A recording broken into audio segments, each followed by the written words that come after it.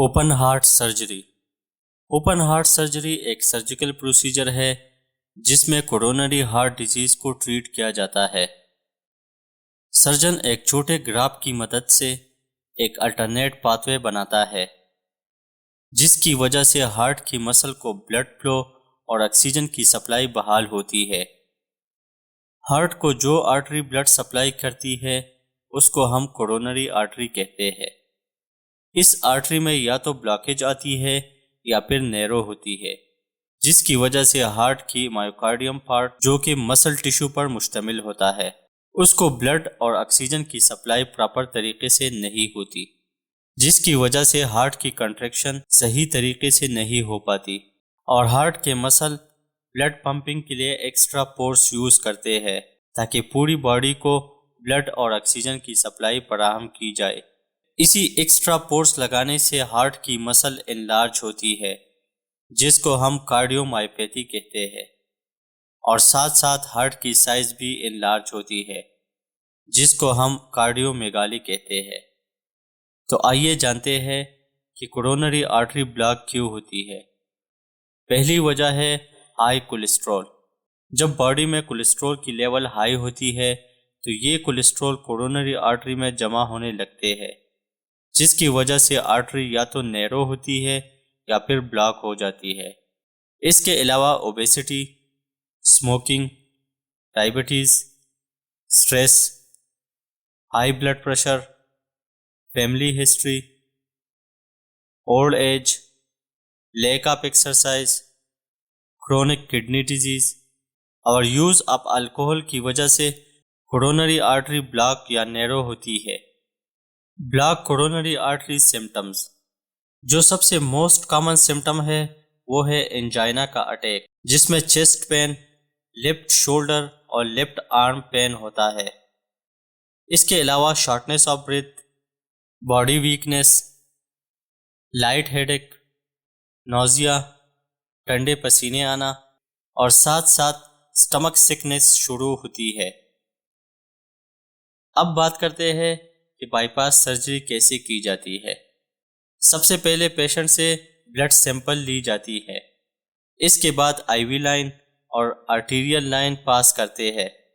Surgery start کرنے سے پہلے پیشنٹ کو جنرل اینستھیزیا دیا جاتا ہے اور ساتھ ساتھ میں انڈوٹریکیل ٹیوب پاس کرتے ہیں جس کے تھرو پیشنٹ کو وینٹیلیٹر پر ڈالتے ہیں۔ پیشنٹ کو یورین پاس کرنے کے لیے کیتھیٹر ڈالتے ہیں۔ جب پیشنٹ سیڈیٹ ہو جاتا ہے تو سرجن چیسٹ کے اوپر سکن میں کٹ لگاتے ہیں اور اس کے بعد رب کیج کو اوپن کرتے ہیں۔ رب کیج اوپن کرنے کے بعد ہارٹ لنگز مشین کو سرکولیٹری سسٹم کے ساتھ کنیکٹ کرتے ہیں۔ یہ ہارٹ لنگ مشین سرجری کے دوران ہارٹ اور لنگز دونوں کا کام کرتے ہیں۔ اسی دوران surgeon internal memory artery, radial artery اور سفینس وین سے گرافٹ لیتے ہیں۔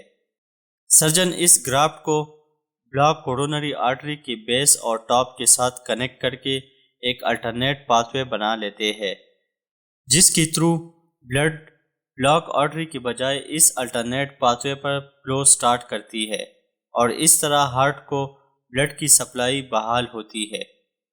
سرجری کے دوران سرجن ہارٹ کے ساتھ ایک پیس میکر کو اٹیچ کرتے ہیں جو ٹیمپرری ہارٹ کی کنٹریکشن میں مدد کرتی ہے۔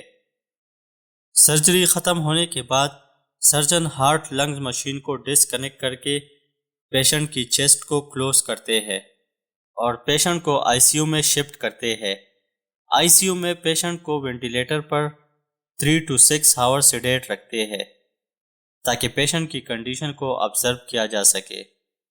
3 یا 6 گھنٹے گزر جانے کے بعد سیڈیشن کو بند کر کے پیشنٹ کی اویک ہونے کا انتظار کرتے ہیں۔ جب پیشنٹ فلی اویک ہو جائے تو پیشنٹ کو وینٹیلیٹر سے آف کر کے سمپل آکسیجن ماسک اٹیچ کرتے ہیں۔ آئی سی یو میں پیشنٹ کو 4 to 5 ڈیز کے لیے رکھا جاتا ہے اور اس کے بعد ہوم میڈیکیشن ایڈوائز کر کے پیشنٹ کو ڈسچارج کیا جاتا ہے۔ بائی پاس سرجری کے بعد پیشنٹ کو مختلف کمپلیکیشن ہو سکتے ہیں جیسا کہ ہیوی بلیڈنگ، سرجری کے بعد بلڈ کلاٹ کی وجہ سے ہارٹ اٹیک اور ڈیتھ بھی ہو سکتی ہے۔